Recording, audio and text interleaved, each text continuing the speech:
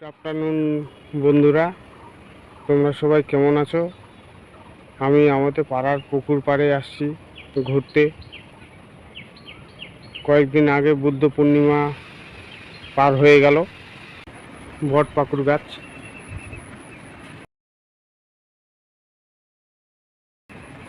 গত বুদ্ধ পূর্ণিমার দিন তাদের বিবাহ হয়েছে। তাদের বৈবাহিক জীবন যেন খুব সুখের হয়। কোনো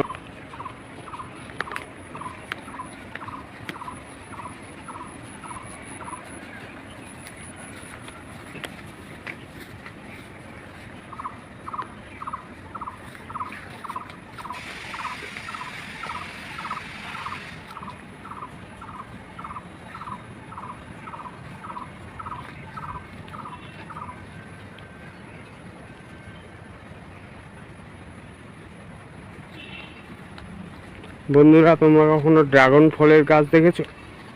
এই হচ্ছে ড্রাগন ফলের গাছ।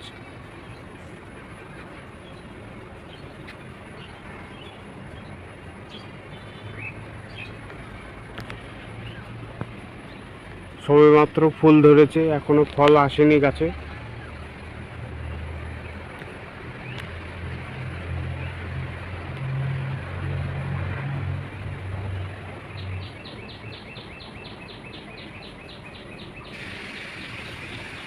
তো যাই হোক, এই হচ্ছে বট পাকুর গাছ।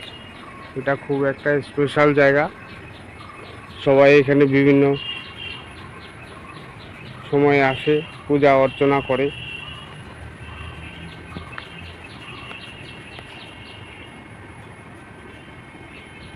এই হলো বট পাকুর গাছ।